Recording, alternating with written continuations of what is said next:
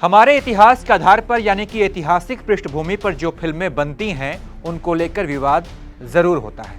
पद्मावत हो, अशोका हो, जोधा अकबर हो, तमाम ऐसी फिल्में हैं जिनके रिलीज के समय सवाल खड़े हुए थे। इक्का दुक्का फिल्में ही ऐसी होती हैं जिन पर विवाद नहीं होता है, लेकिन अधिकतर पर विवाद होता है। और अब तो सावरकर को लेकर फिल्म बनाई गई है। ऐसे में विवाद तो होना ही था, क्योंकि फिल्म उस सावरकर पर बनी है जिसे एक धड़ा वीर सावरकर कहता है। सावरकर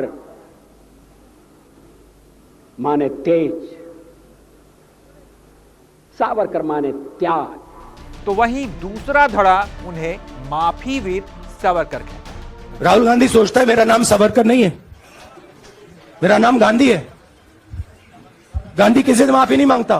तो अब उनको लेकर फिल्म बनी है और उसका टीजर भी कुछ दिन पहले ही आ गया है, जिस पर सवाल उठाए जा रहे हैं। दरअसल टीजर में कहा गया है कि महात्मा गांधी बुरे नहीं थे, लेकिन अगर वो अपनी अहिंसावादी सोच पर अड़े नहीं होते तो भारत 35 साल पहले ही आजाद हो गया होता। गांधी जी बुरे नहीं थे,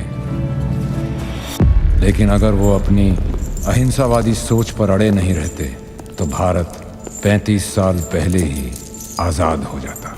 35 साल पहले यानी कि 1947 में से 35 साल घटाइए, साल 1912, यानी कि भारत को आज़ादी साल 1912 में ही मिल जाती। लेकिन महात्मा गांधी के कारण 35 साल बाद 1947 में हमें आज़ादी मिली। अब लोग कह रहे हैं कि यह लाइन प्रोपेगेंडा के तहत फिल्म में डाली गई है, क्योंकि साल 1912 में महात्मा गांधी भारत में थे ही नहीं, वो साउथ अफ्रीका में थे। इसलिए यह कहना कि महात्मा गांधी की वजह से हमें 1912 में आज़ादी नहीं मिली गलत होगा। महात्मा गांधी 1885 से 1915 तक साउथ अफ्रीका में थे। भारत में चल रहे स्वतंत्रता आंदोलन में ना तो वो शामिल थे और ना ही उनका कोई अहम रोल था, यानी प्रभाव डालने वाली भूमिका में वो नहीं थे। अब आपको भी लग रहा होगा कि हाँ यार, ये बात तो सही है, गांधी जी तो यहाँ थे ही नहीं। लेकिन जरा ठहर जाइए, दूसरा जो पक्ष है वो क्या कहता है, आइए आपको ये भी बताते हैं। इनका यह कहना है कि महात्मा गांधी का जन्म 1869 में हुआ और 1883 में वो पहली बार साउथ अफ्रीका गए।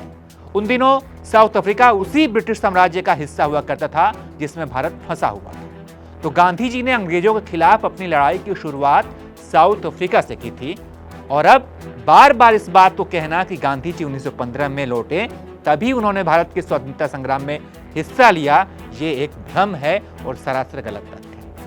महात्मा गांधी जब 1883 में वो पहली बार साउथ अफ्रीका गए, उन दिनों साउथ अफ्रीका उसी ब्रिटिश साम्राज्यवाद का हिस्सा हुआ करता था जिसमें भारत फंसा हुआ था। तो जो दो तरह की बातें कही जा रही हैं, इन दोनों में से सही तथ्य कौन सा है? दोनों के अपने अपने अलग अलग तथ्य हैं, लेकिन एक बात जो समझ आ रही है वो ये है कि इतिहास के आधार पर बनी फिल्में आपके मनोरंजन के हिसाब से बनाई जाती है। 3 घंटे के फिल्म में आपको कैसे बांधे रखा जाए, आपका पैसा कैसे वसूल हो, ये सोच कर अधिकतर डायरेक्टर काम करते हैं और फिल्में बनाते हैं। एक लाइन लिख देते हैं कि फिल्म की जो पात्र हैं वो काल्पनिक है, सत्य घटना पर आधारित फिल्म, लेकिन आप इस पर ध्यान नहीं देते हैं। आप 3 घंटे में जो फिल्म में जो कंटेंट है वो आपके दिमाग पर हावी रहता है। तो ऐसे में सावरकर के बारे में कुछ सोचने या कुछ राय बनाने के लिए आपको किताबें पढ़नी चाहिए, और किताबें पढ़िए और फिर तय कीजिए कि सही क्या है, गलत क्या है, और कमेंट करके हमें भी बताइए। बाकी आप देखते रहिए एबीपी लाइव।